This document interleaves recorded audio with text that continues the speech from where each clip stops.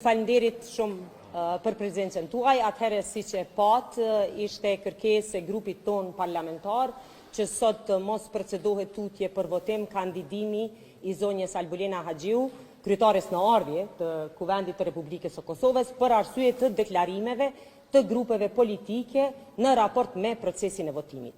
Më lejoni të ritheksoj edhe një herë. Votimi për kryetaren e Kuvendit, nënkryetarët e Kuvendit, është votim i cili kërkon pjesëmarrjen e të gjithë deputetëve të Kuvendit të Republikës.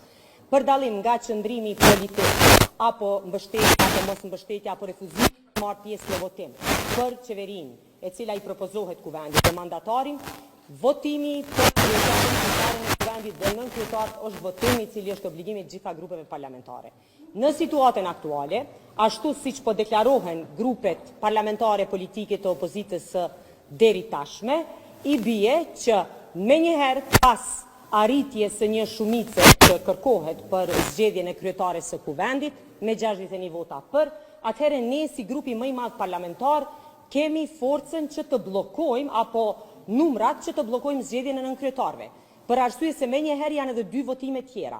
Është votimi për nënkryetar të Kuvendit me 61 vota për të deputetëve të Kuvendit të Republikës dhe pastaj votimet e nënkryetarëve veç të dy grupeve jo shqiptare parlamentare, gjithsesi grupit të komunitetit serb dhe grupit të komuniteteve tjera jo shumicë në Republikën e Kosovës.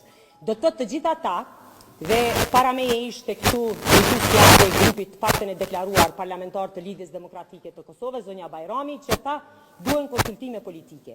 Por Lidhja Demokratike e Kosovës ka kthyer përgjigje negative në atë proces, në procesin e konsultimit politik.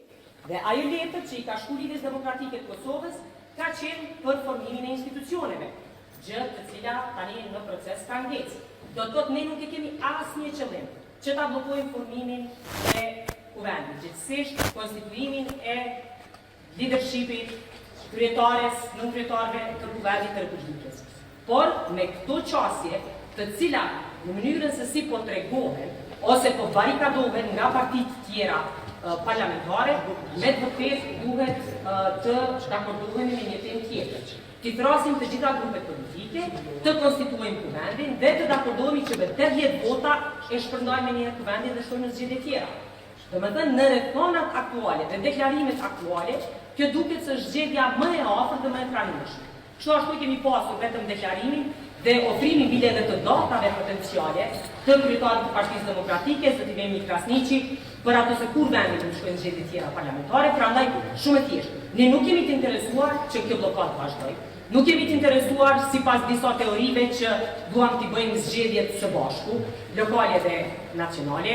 Nuk jemi të interesuar që ta shtyjmë këtë situatë pafund deri në zgjedhjen e presidentes.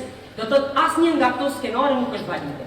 Valide do të ishte sikur kishte vullnet minimal të grupeve parlamentare tjera të tregonin se do ulen dhe do e kalojnë këtë ngërç për zgjedhjen e kryetares së Kuvendit dhe pastaj ne do votojmë në kryetarët e Kuvendit. I njëjti numër i votave kërkohet. Si për kryetaren e Kuvendit, si për nënkryetarët e Kuvendit. Do thotë nuk ka dallime midis mbështetjes në numrin e deputetëve. Për arsye se ju e dini, kemi pasur situata mjaftueshme deri më tani, ku është kërkuar shkarkimi në disa raste i nënkryetarëve të Kuvendit, ku duhen 2/3 e deputetëve të Kuvendit. Prandaj ky është votim shumë specifik që kërkon edhe me interpretimin e gjykatës kushtetuese pjesëmarrje e gjithë deputetëve në votim, do të thotë nuk ka mos pjesëmarrje në votim, duhet për abstenim ose kundër të jenë aty. Situata është shumë e qartë.